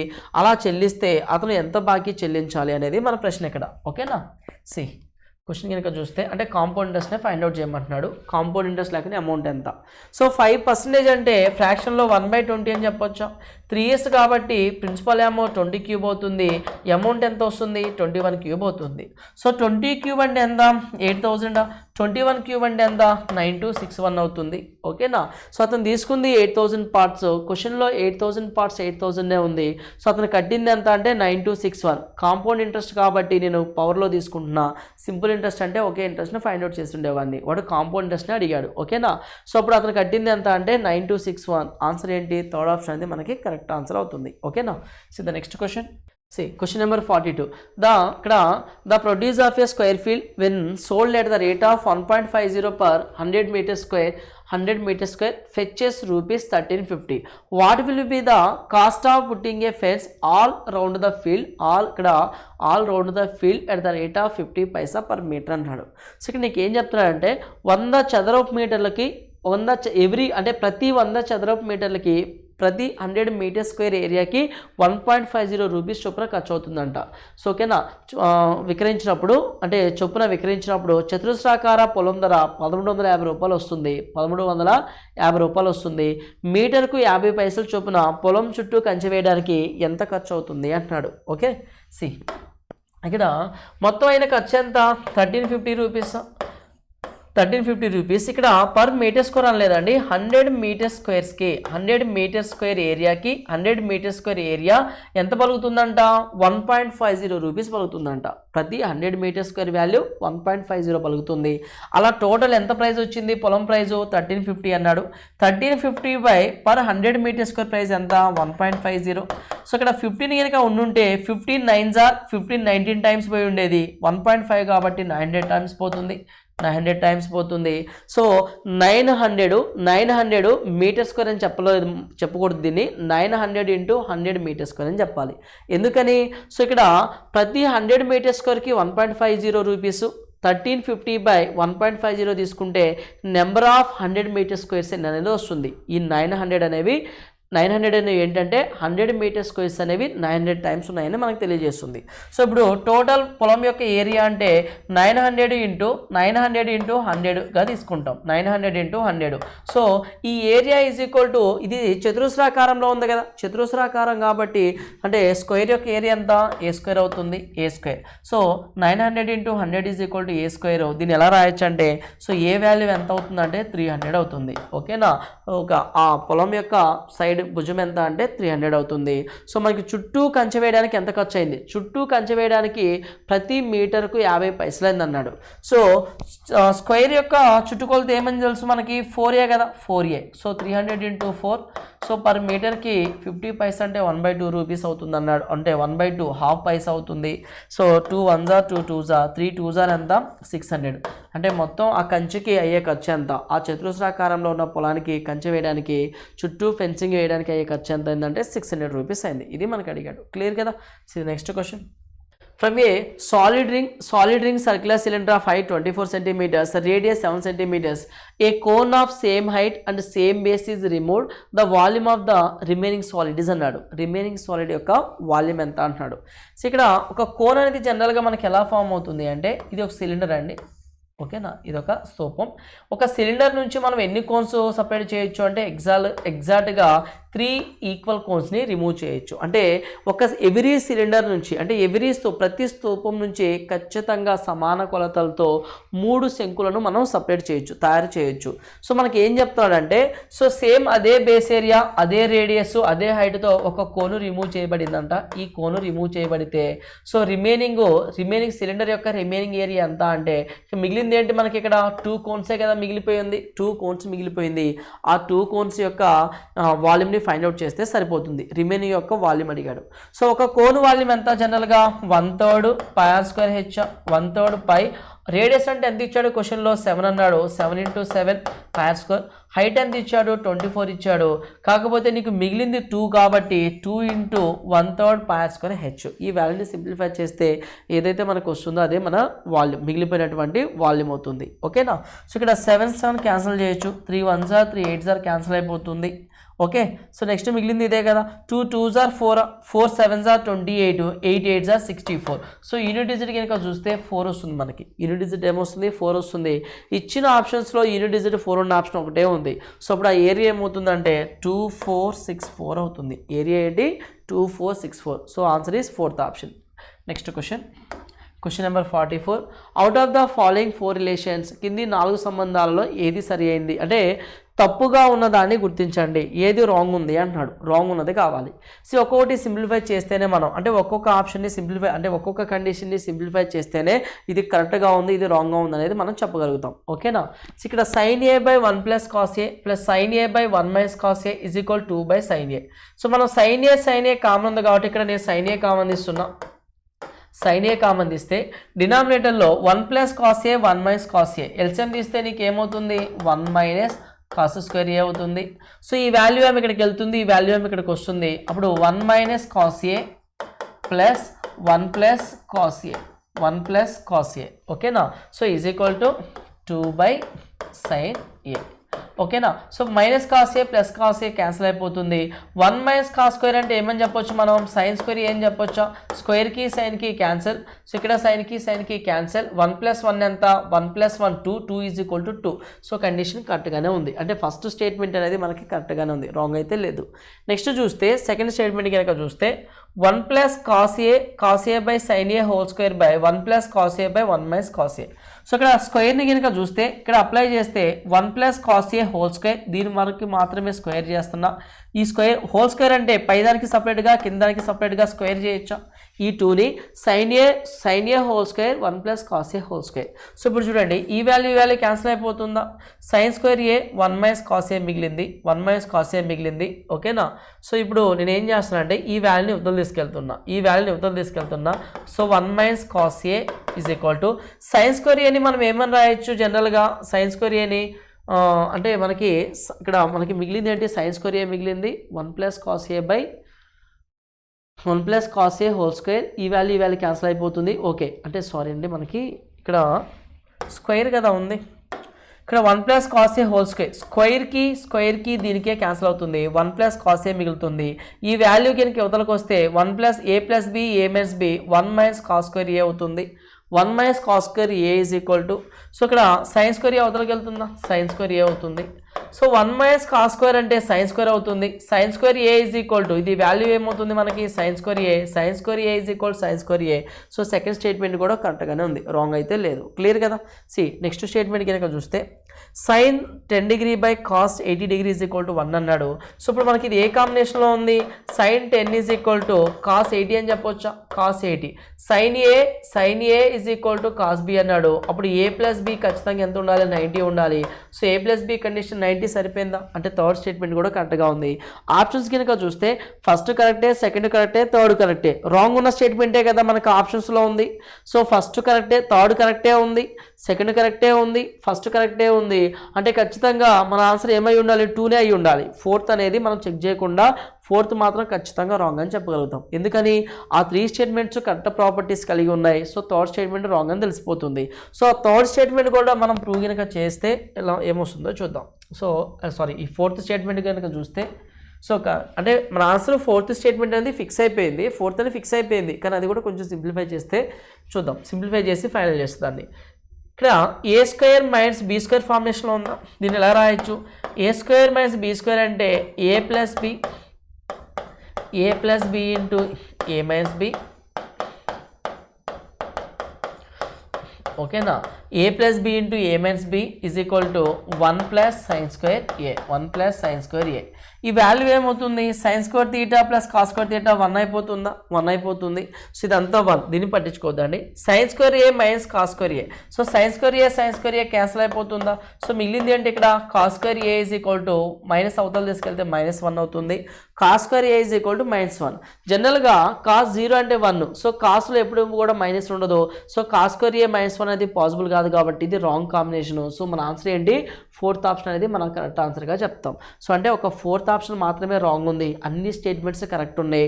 వాడు రాంగ్ ఉన్న స్టేట్మెంట్ అడిగాడు కాబట్టి మన ఆన్సర్ ఏంటి అంటే సెకండ్ ఆప్షన్ అనేది మన ఆన్సర్ అవుతుంది. క్లియర్ కదా? So the next question. See, question number 45. An amount of 2430 is divided among ABC such that if the shares be reduced by 5 rupees, 10 rupees, 15 rupees respectively, the remainder shall be in the ratio 3:4:5. అంటే ఇక్కడ 2430 రూపీస్ని ABC మధ్య విభజించారంట. ఒకవేళ ఏ నుంచి B నుంచి C నుంచి 5 rupees, 10 rupees, 15 రూపీస్ని కనుక remove చేస్తే మిగిలిన వాల్యూ, మిగిలిన షేర్స్ యొక్క రేషియో ఇచ్చాడు. మిగిలిన షేర్స్ యొక్క రేషియో ఏమని చెప్తున్నాడు? 3:4:5 అంటున్నాడు. అయితే బి యొక్క ఒరిజినల్ షేర్ ఎంత అంటున్నాడు? బి యొక్క షేర్ ఎంత? సో ఇక్కడ నేను ఈ మూడిట్లో కామన్ మల్టిపుల్ ఉంటుంది కాబట్టి 3A, 4A, 5A తీసుకుంటున్నా. సో దీనికి ఈ అంటే ఏ నుంచి ఎంత తగ్గించాడు? 5 కదా తగ్గించింది. ఏ వాటాలో 5 తగ్గిస్తే మిగిలిన వాల్యూ ఏమైంది? 3 అయింది. బి వాటా నుంచి 10 తగ్గిస్తే మిగిలిన వాల్యూ ఏమైంది? 4 అయింది. సి వాటా నుంచి 15 తగ్గిస్తే మిగిలిన వాటా ఏమైంది? 5 అయింది. సో నేను ఏం చేస్తున్నా? ఏదైతే రిమూవ్ చేశాడో దాన్ని యాడ్ చేసేస్తున్నా. అంటే 3A ప్లస్ 5, నెక్స్ట్ ఏంటంటే 4A plus 10. So next add చేస్తే ఏమవుతుంది? 5A plus 15. సో ఈ టోటల్ ఎంత? 2430 రూపీస్ అవుతుంది. 2430 rupees. So 3A, 4A, 5A, 9 plus 3 ఎంత? మొత్తం యాడ్ చేస్తే మనకి సో 12A ప్లస్ సో 5, 10 అక్కడ 25 ప్లస్ 5 ఎంత? 30 అవుతుంది. 30 ఇక్కడ 30 క్యాన్సిల్ అంటే 30 అవతలకి వెళ్తే 2400 అవుతుంది కదా. సో ఇక్కడ 30 వచ్చింది కదా. సో ఇక్కడ 12A ఈజ్ ఈక్వల్ టు 2400 అవుతుంది. సో 12 అనేది 2 టైమ్స్ పోతుంది, 200 అవుతుంది. 12 2s are 24 కాబట్టి ఏ వాల్యూ 200 వచ్చింది. మనకు అడిగింది ఎవరి వాటా? బి యొక్క వాటా ఎంత? సో బి వాటా అంటే బి 4A కదా. 4 × 2 ఎంత? 800. చూడండి ఇక్కడ బి వాటా ఇదే కదా. 4 × 200 800, 800 ప్లస్ 10 ఎంత? 810 రూపీస్. సో ఆన్సర్ ఏంటంటే మనకి ఇక్కడ fourth option is the correct answer. Okay, see the next question. Question number 46. Two friends P and Q start a business investing in the ratio of 5:6. R joined them after 6 months investing an amount equal to that of Q's. At the end of the year 20% profit was earned which was equal to rupees 98,000. What was the amount invested by R? అయితే R అనే candidate ఎంత అమౌంట్ని invest చేశాడు అంటాడు. Okay, so ఇక్కడ ఏమన్నాడంటే ఇద్దరు స్నేహితులంట P మరియు క్యూ బిజినెస్లో ఇన్వెస్ట్ చేశారు. ఎలా ఇన్వెస్ట్ చేశారు? 5 parts 6 parts ఇన్వెస్ట్ చేశారు. సో నెక్స్ట్ ఏమంటున్నాడంటే ఇక్కడ 6 అనే క్యాండిడేట్ 6 నెలల తర్వాత క్యూకు సమానమైన మొత్తాన్ని పెట్టుబడి పెట్టాడు. 6 అనే క్యాండిడేట్ క్యూ ఎంతైతే ఇన్వెస్ట్ చేశాడో అంతే ఇన్వెస్ట్ చేశాడు. ఎన్ని మంత్స్ తర్వాత ఇచ్చాడు? 6 months తర్వాత. అంటే 6 months మాత్రమే 6 అనే క్యాండిడేట్ ఇన్వెస్ట్ చేస్తున్నాడు. సంవత్సరం చివరిలో ఉన్నాడా? సో సంవత్సరం అంటే బిజినెస్ టైం పీరియడ్ మనకి సంవత్సరం క్లారిటీ వచ్చేసింది కదా. అంటే 6 అనే క్యాండిడేట్ కేవలం 6 months ఇన్వెస్ట్ చేశాడు. సో క్యూ అనే క్యాండిడేట్ 12 months, అలాగే పి అనే క్యాండిడేట్ 12 months అలా ఇన్వెస్ట్ చేసుకుంటూ వెళ్ళారు. సో నెక్స్ట్ ఏమంటున్నాడు? సంవత్సరం చివరిలో 20% లాభం కనుక 98,000కి సమానమైతే 6 ద్వారా పెట్టుబడి పెట్టిన మొత్తం ఎంత? 6 అనే క్యాండిడేట్ మొత్తం ఎంత ఇన్వెస్ట్ చేశాడు అన్నాడు. సో ఇక్కడ 6 టేబుల్ కనుక చూస్తే 6 క్యాన్సిల్ అయిపోతుంది. 6 2s are 2 1s are 2 6s are 2 3s are అంటే 5 6 3 ఇన్వెస్ట్మెంట్ రేషియో అనేది ఇలా ఉంది మనకి. ఓకేనా? సో ఇక్కడ 98,000 అనేది కేవలం 20% ప్రాఫిట్కే ఈక్వల్ అంట. సో 20% ప్రాఫిట్ని ఏమని చెప్పొచ్చు, 1/5 ఫ్రాక్షన్గా రాయొచ్చు. అంటే 5లో 1 పార్టే కదా 20% అనేది. సో 1 పార్ట్ 98 అయితే 5 పార్ట్స్ అంటే ఎంత, 5 × 98. సో అంటే ఏమని రాయొచ్చు, 98,000 × 5. సో డైరెక్ట్గా 1 పార్ట్ 98 అయితే 5 పార్ట్స్ ఎంత, 5 × 98. సో 5 × 98 అనేది టోటల్ వాళ్ళ యొక్క ప్రాఫిట్. ఓకేనా, అంటే investment ratio is directly proportional to profit ratio, profit ratio is directly proportional to investment ratio అని చెప్తాం కాబట్టి సో వచ్చిన దాన్ని మనం ఇన్వెస్ట్మెంట్గా కన్సిడర్ చేయొచ్చండి. సో 98,000 × 5. సో మనకి ఎవరి వాటా కావాలి, 6 యొక్క ఇన్వెస్ట్మెంట్ కావాలి. 3 అవుట్ ఆఫ్ టోటల్ ఎంత మనకి 14. So 3 out of 14. ఓకేనా, 14 ఎన్ని టైమ్స్ పోతుంది, 7 టైమ్స్ పోతుంది. సో 7 5s ఎంత, 35, 35 3s ఎంత, 105 అవుతుంది. లేదంటే 5 3s 15, 15 7s 105, 105,000 అంటే 1,05,000 అనేది 1,05,000 అనేది RNA క్యాండిడేట్ యొక్క ఇన్వెస్ట్మెంట్ అవుతుంది. సో RNA క్యాండిడేట్ యొక్క ఇన్వెస్ట్మెంట్ ఎంత, 1,05,000. First option is the correct answer. Okay, see the next question. Question number 47 చూస్తే, Krishna got married 8 years ago. His present age is 6/5 times his age at the time of his marriage. Krishna's sister was 10 years younger to him at the time of his marriage. The age of the Krishna's sister is అన్నాడు. అంటే కృష్ణకి marriage అయ్యేటప్పటికి తన sister తనకన్నా ఎన్ని సంవత్సరాలు చిన్నంట, 10 years చిన్న అంటున్నాడు. అంటే మ్యారేజ్ టైంలో కనుక మనం వెళ్తే సో కృష్ణ సిస్టర్కి మధ్య ఏజ్ గ్యాప్ ఎన్ని ఇయర్స్ ఉంది, 10 years ఉంది. 10 years ఉంది. సో ఏజ్ గ్యాప్ అనేది పాస్ట్ ఎంత అయితే ఉంటుందో ప్రజెంట్ అంతే ఉంటుంది, అలాగే ఫ్యూచర్లో కూడా అంతే ఉంటుంది. సో వాళ్ళ ఏజ్ గ్యాప్ ఎప్పుడు చూసినా సరే, ఎప్పుడైనా సరే వాళ్ళ ఏజ్ గ్యాప్ ఏమని చెప్తారు, 10 yearsగా చెప్తారు. సో నెక్స్ట్ ఫస్ట్ మనం ఏం చేద్దామంటే కృష్ణ యొక్క ప్రజెంట్ ఏజ్ ఫైండ్ అవుట్ చేద్దాం.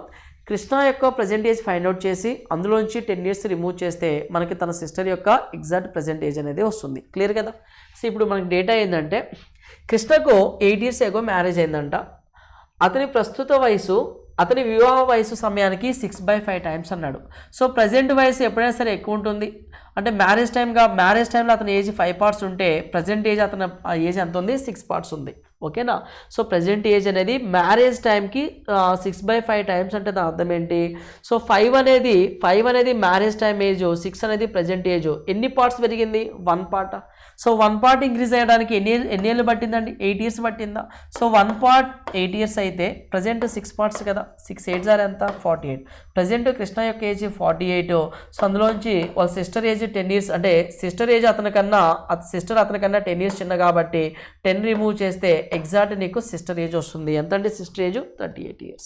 సిస్టర్ యొక్క ప్రెజెంట్ ఏజ్ ఎంత అంటే 38 years. నెక్స్ట్ క్వశ్చన్ నెంబర్ 48 కనుక చూస్తే, the average price of 10 books is 12 rupees, while the average price of 8 of these books is 11.75 rupees of the remain 2 books అన్నాడు. If the price of 1 book is 60% more than the price of the other అన్నాడు. What is the price of each of these 2 books? ఆ 2 books యొక్క price ఎంత అనేది మనకి ఇక్కడ అడుగుతున్నాడు. So ఇక్కడ ఏం చెప్తున్నాడంటే మొత్తం 10 books ఉన్నాయంట.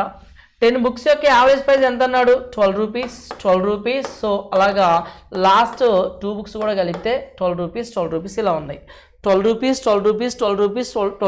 అలా మొత్తం ఎన్ని బుక్స్ ఇవి, 10 books అన్నాడు. 10 books అన్నాడు. క్లియర్ కదా. సో నెక్స్ట్ ఏం చెప్తున్నాడంటే వీటిలో 8 పుస్తకాల సగటు ధర 11.75 rupees అంట. అంటే 8 అంటే స్టార్టింగ్లో ఒక 8 books ఉన్నాయి అనుకుంటే వాటి ప్రైస్ స్టార్టింగ్లో 8 books తీసుకుంటున్నా వాటి ప్రైస్ 11.75. అంటే 12కి ఎంత తగ్గింది, 0.25 rupees తగ్గింది. 0.25 rupees తగ్గింది. సో ఇవి లాస్ట్ 2 books, వీటిని ఏమంటున్నా లాస్ట్ 2 books అంటున్నా. ఈ రెండింటి యొక్క యావరేజ్ 12 అనేవి లాస్ట్ 2 books, ఇవి ఫస్ట్ 8 books. ఫస్ట్ 8 booksకి ఎంత తగ్గింది, 0.25 తగ్గింది. కానీ 10 books కనుక కలిపి చెప్తే యావరేజ్ ఏమని చెప్తున్నాం, ప్రతి బుక్ యొక్క యావరేజ్ ప్రైస్ ఎంత అంటే 12 rupees. అంటే ఈ 12 rupees నీకు ఎలా వచ్చింది అంటే 8లో 0.25 అంటే 0.25 అంటే 1/4. 8లో 1/4 ఎంత, 2 rupees అవుతుంది. ఇక్కడ ఎంత, 2 rupees అవుతుంది. అంటే ఇక్కడ ఈ 8 books 11.75 rupees కాస్త చూడండి ఇక్కడ ఇచ్చింది మనకి 11.75 rupees కాస్త 12 rupees అని నువ్వు ఎప్పుడు చెప్తున్నావు. వీళ్ళకి అంటే ఈ 8 booksకి 2 rupees తక్కువగా ఉంది. ఆ 2 rupees అనేవి ఈ 2 books నుంచి ఇచ్చినప్పుడు మాత్రమే, ఈ 2 books యొక్క ప్రైస్ నుంచి ఈ 2 rupees వీళ్ళకి ఇస్తే ఈ 8 books బుక్స్ గినక ఇస్తే ఈ 8 బుక్స్ యొక్క ప్రైస్ కూడా 12 అవుతుంది. ఒకవేళ ఈ 2 బుక్స్ యొక్క ప్రైస్లో నుంచి 2 రూపీస్ కనుక ఇవ్వకపోతే వీళ్ళన్నీ అంటే ఈ 8 బుక్స్ యొక్క ఒక్కొక్క బుక్ ప్రైస్ ఎంత 11.75 రూపీస్. ఓకేనా? సో పాయింట్ క్లియర్గా అర్థమైంది కదా. ఈ 8 బుక్స్కి 2 రూపీస్ తక్కువగా ఉంది. ఆ 2 రూపీస్ వీళ్ళిద్దరి నుంచి వచ్చింది కాబట్టి ఈ 2 బుక్స్ నుంచి వచ్చింది కాబట్టి అందరిది 12 అయింది. క్లియర్ కదా. అప్పుడు వీళ్ళ యొక్క ఒరిజినల్ వాల్యూ ఏమవుతుంది? 12 + 12 24. ఈ 2 రూపీ ఇక్కడ నుంచే కదా వచ్చింది, +2 అవుతుంది. అంటే 12 + 12 24 + 2 26. అంటే A + B అనే 2 బుక్స్ యొక్క ప్రైస్ ఎంత అంటే 26. సో ఆ బుక్స్ గురించి ఇక్కడ చెప్తున్నాడు. ఈ 2 పుస్తకాల ధర ఒక పుస్తకం ధర మరో పుస్తకం ధర కంటే 60% ఎక్కువ అంట. ఓకేనా? సో ఇది 100% ఒకటైతే మరొకటి ఎంత 60% ఎక్కువ అన్నాడు. ఓకేనా? సో 100% అయితే 60% ఎక్కువ అన్నాడు. చూడండి, ఒకటి 100 అయితే మరొకటి ఎంత 60 ఎక్కువ. సో ఎన్ని టైమ్స్ పోతుంది? 25 28 అంటే 5 parts 8 parts 5 parts 8 parts 13 parts 13 2s 26 5 2s ఎంత 10 అవుతుంది. 8 2s ఎంత 16 అవుతుంది. సో వాటి యొక్క ప్రైజ్లు ఎలా ఉన్నాయంటే 10 and 16. ఇచ్చిన ఆప్షన్స్లో 10 and 16 ఎక్కడ ఉంది? థర్డ్ ఆప్షన్లో ఉంది. అంటే ఆ 2 బుక్స్ యొక్క ప్రైస్ ఎంత? ఒక బుక్ ప్రైస్ 10 రూపీస్, మరో బుక్ ప్రైస్ 16 రూపీస్. ఓకేనా? సో ఇలా చేస్తే ప్రొసీజర్ ప్రకారం చేస్తే మనం ఇలా చెప్పొచ్చు. లేదు అంటే డైరెక్ట్గా చెప్పాలంటే ఎలా చెప్పొచ్చు అంటే నీకు అడిగింది ఏంటి? 2 పుస్తకాల యొక్క ధర అడిగాడు, 2 బుక్స్ యొక్క ప్రైస్ అడిగాడు. సో ఆ బుక్స్ అనేది ఏ రేషియోలో ఉన్నాయి? 5:8 రేషియోలో ఉన్నాయి. 5:8 ఇచ్చిన ఆప్షన్స్లో ఇదంతా చేయకుండా ఇచ్చిన ఆప్షన్స్లో 5:8 రేషియోలో ఏ వాల్యూస్ ఉన్నాయో చూడండి. సో 5 పార్ట్స్ మల్టిపుల్ ఉంది, 8 పార్ట్స్ మల్టిపుల్ ఉందా? లేదు, ఫస్ట్ ఆప్షన్ కాదు. 8 పార్ట్ మల్టిపుల్ ఉంది కానీ 5 పార్ట్ మల్టిపుల్ ఉందా అంటే లేదు. ఇక్కడ చూడండి, అంటే 5 మల్టిపుల్ 8 మల్టిపులే చెక్ చేస్తున్నా. ఇక్కడ 5 మల్టిపుల్ ఉంది, 8 మల్టిపుల్ ఉంది, ఆన్సర్ అయ్యేదానికి అవకాశం ఉంది. ఇక్కడ 5 మల్టిపుల్ లేదు, 8 మల్టిపుల్ లేదు కాబట్టి మన ఆన్సర్ 4th ఆప్షన్ కూడా కాదు. అలా 5 మల్టిపుల్ 8 మల్టిపుల్లో ఉన్నది ఒకటే ఆప్షన్ కాబట్టి ఆ పర్సంటేజ్ బేస్ మీద నువ్వు డైరెక్ట్గా ఆన్సర్ పెట్టేయచ్చు. ప్రొసీజర్ ప్రకారం చూడాలంటే ఇలా సాల్వ్ చేసేయచ్చు మనం. క్లియర్ కదా. Question number 49. 2 vessels A and B contains milk and water in the ratio 8:5, 5:2 respectively. The ratio in which these two mixtures be mixed to get a new mixture containing 69 3/13% of milk అన్నాడు. So ఇక్కడ ఒక రకం ఉందండి, ఒక mixture ఉంది. 8:5 అనేది ఒక mixture ఉంది, 5:7 అనేది ఒక మిక్చర్ ఉంది. ఈ రెండింటిని మిక్స్ చేసిన మిక్చర్లో ఈ రెండింటిని మిక్స్ చేస్తే ఒక మిక్చర్ ఫామ్ అయింది. ఈ మిక్చర్లో మిల్క్ ఎలా ఉందంట? 69 3/13% మిల్క్ ఉంది అంటున్నాడు. అంటే రిమైనింగ్ క్వాంటిటీ ఏమవుతుంది? వాటర్ అనే కదా. రిమైనింగ్ వాటర్ అంటే ఇక్కడ ఒక రేషియో ఉంది, ఇక్కడ ఒక రేషియో ఉంది, మిక్చర్ కూడా ఒక రేషియో ఉంది. ఈ రేషియో ఫామ్ అవడానికి ఈ రేషియో అంటే 69 3/5% మిల్క్ రావడానికి ఏ రేషియోలో రెండింటిని మిక్స్ చేశారు అన్నాడు. ఏ రేషియోలో మిక్స్ చేశారు అని అడుగుతున్నాడు. సో ఇక్కడ 69 3/13 అంటే ఏమొస్తుందంటే ఇక్కడ 900 అండి. 13 × 69 చేసి +3 చేస్తే 900 వస్తుంది. 900/13%. పర్సంటేజ్ అంటే by 100 అని తీసుకుంటాం. 2 zeros క్యాన్సిల్. 9/13 ఫ్రాక్షన్ వస్తుంది. 9/13 అనేది మనకి ఫ్రాక్షన్ వస్తుంది. ఓకేనా?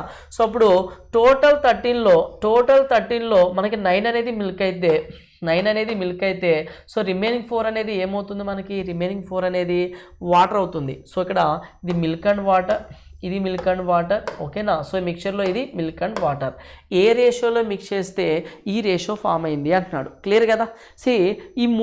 ఈ రెండింటిని నువ్వు మిక్స్ చేయాలి అంటే ఖచ్చితంగా క్వాంటిటీ అనేది ఈక్వల్గా ఉండాలి. ఈ వాల్యూ ఈ 3 మిక్చర్స్ అనేవి ఇక్కడ ఎంతైతే ఉందో ఇక్కడ అంతే ఉండాలి. ఈ రెండు ఎంత క్వాంటిటీ అయితే ఉన్నాయో ఇది అంతే ఉండాలి. సో అన్నీ ఈక్వల్ క్వాంటిటీలో ఉండాలి. సో ఎల్సిఎం చూద్దామా. 8 + 5 ఎంత? 13. సో 5 + 2 ఎంత? 7 ఉందా? సో 9 + 4 ఎంత? 13. సో ఎల్సిఎం కనుక తీసుకుంటే ఇక్కడ 13 ఉంది, 13 × 7 కదా ఎల్సిఎం. 13 ఉంది, 7 లేదు, ఇంటూ 7 చేయి. సో ఇక్కడ 7 ఉంది, 13 లేదు, ఇంటూ 13 చేయి. ఇక్కడ 13 ఉంది, 7 లేదు, ఇంటూ 7 చేయి. ఇప్పుడు ఏదైనా మిల్క్ వాల్యూస్ అయినా తీసుకో లేదా వాటర్ వాల్యూస్ అయినా తీసుకో, మనకు కావాల్సినటువంటి రిక్వైర్డ్ రేషియో అనేది వస్తుంది. ఓకేనా? 7 8s ఎంత? 56 మిల్క్ తీసుకుందాం. నెక్స్ట్ 13 5s ఎంత? 65. నెక్స్ట్ 7 9s ఎంత? 63. ఓకేనా? 63, 65లోంచి 63 పోతే 2 వస్తుంది, 63లోంచి 56 పోతే 7 వస్తుంది. అంటే ఫైనల్గా సో ఫలితం అంటే ఈ రెండు మిక్చర్స్ని 2:7 రేషియోలో కలిపితే 2:7 రేషియోలో మిక్స్ చేస్తే రిజల్ట్ మిక్చర్ అనేది 9:4 అనేది ఫామ్ అవుతుంది. సో ఆన్సర్ ఏంటి మనకి ఇక్కడ 2:7 is the correct answer. Clear కదా? సిదా next question. Question number 50. Nitya plays a game where she throws a dice once and then tosses a coin once. She wins the game if she obtains a multiple of 3 on the dice and obtains a head on the coin. Find the probability that she wins the game. అయితే మనకి నిత్య అనే ఒక candidate ఉంది, ఒక ఆమె ఉంది. ఆమె ఏం చేస్తుందంటే ఒకసారి డైని త్రో చేస్తుంది, మరోసారి కాయిన్ని త్రో చేస్తుంది. డైని త్రో చేసినప్పుడు వచ్చే రిజల్ట్ ఖచ్చితంగా 3 మల్టిపుల్ అవ్వాలంట. అలాగే కాయిన్ని త్రో చేసినప్పుడు ఖచ్చితంగా అది ఏమవ్వాలి? హెడ్ అవ్వాలి అంటున్నాడు. సో హెడ్ అయ్యే విధంగా వచ్చే ప్రాబబిలిటీ ఎంత అన్నాడు. So find the probability that she wins the game. ఈ సిచ్యువేషన్ అంటే ఇలా ఆమె ఏదైతే కోరుకుంటుందో ఒకసారి ఆ డైస్ మీదేమో 3 మల్టిపుల్, కాయిన్ మీదేమో హెడ్ వచ్చే విధంగా సో వచ్చేటువంటి ప్రాబబిలిటీ ఏంటనేది మనకి ఇక్కడ క్వశ్చన్లు అడిగాడు. సో ఇప్పుడు చూడండి, ఒక డైని త్రో చేస్తే నీకు ఎన్ని ఫేసెస్ అంటే ఎన్ని నెంబర్స్ అపియరెన్స్ అవుతాయి? 1 అయినా అవ్వచ్చు, 2 అయినా అవ్వచ్చు, 3 అయినా అవ్వచ్చు, 4 అయినా, 5 కానీ 6 కానీ. ఈ 6 నెంబర్స్లో ఒక నెంబర్ అనేది నీకు అపియరెన్స్ అవుతుంది ఎప్పుడు ఒక డైని త్రో చేస్తే. ఓకేనా? ఒక పాచికని దొరిలిస్తే. కాయిన్ని త్రో చేస్తే నీకు ఎన్ని ఫేజెస్ వస్తాయి? అయితే హెడ్ అయినా వస్తుంది లేదా టైల్ అయినా వస్తుంది. టైల్ అయినా వస్తుంది. సో ఇక్కడ మనకి 3 మల్టిపుల్ ఉన్నట్టు అంటే ఆమె త్రో చేసిన తర్వాత రిజల్ట్ ఏమవ్వాలి? ఖచ్చితంగా 3 మల్టిపుల్ అవ్వాలంట. 3 మల్టిపుల్ వాల్యూస్ ఎన్ని ఉన్నాయి? 2 ఉన్నాయి. ఒకటి 3 ఉంది, నెక్స్ట్ 6 ఉంది. ఇవి 2 3 యొక్క మల్టిపుల్స్. అంటే 2 మనకి ఫేవరబుల్గా ఎన్ని కేసెస్ ఉన్నాయి? ఒక డైని త్రో చేస్తే 2 ఉన్నాయి. ఫేవరబుల్గా ఎన్ని ఉన్నాయి? 2 ఉన్నాయి. So 2 out of total possible outcome 6 ఉన్నాయి. 2/6. ఓకేనా? సో నెక్స్ట్ ఇక్కడ మనకి ఏమన్నాడు? If she wins multiple of 3 on the dice and అన్నాడు. చూడండి ఇక్కడ అండ్ అన్నాడు. సో ఇక్కడ she wins the game if she obtains a multiple of 3 on the dice మీద ఏమో 3 మల్టిపుల్ అండ్ అప్టైన్స్ అండ్ అన్నాడు కాబట్టి మనం కండిషన్ ఏం తీసుకుంటాం? ఇంటూ తీసుకుంటాం. And A head on the coin అన్నాడు. అంటే కాయిన్స్ మీద అంటే కాయిన్ త్రో చేస్తే హెడ్ రావాలి. సో మనకి హెడ్ అనేది ఫేవరబుల్గా 1 ఉంది, పాసిబుల్గా మాత్రం 2 ఉంది. సో ఫేవరబుల్గా 1, పాసిబుల్గా మాత్రం 2, 1/2. So 2 1s are 2 3s are ఫైనల్గా 1/6 అనేది తను గెలిచేదానికి గల ప్రాబబిలిటీ ఏంటి అంటే 1/6 అవుతుంది. సో ఆన్సర్ ఏంటంటే ఇక్కడ మనకి 4th ఆప్షన్ అనేది కరెక్ట్ ఆన్సర్ అవుతుంది. సో పాయింట్ అర్థమవుతుంది కదా? సో ఇక్కడ 2 favourable outcomes, possible outcome 6, 1 favourable outcome, possible outcome 2. Clear కదా? సో ఇక్కడ అన్నాడు కాబట్టి సో ఇంటూ చేస్తున్నాం. సో ఈ రెండు కేసెస్ తనకి ఫేవర్గా ఉండే విధంగా ప్రాబబిలిటీ ఎంత అంటే 1/6. 4th ఆప్షన్ అనేది మనకి కరెక్ట్ ఆన్సర్ అవుతుంది. ఓకే.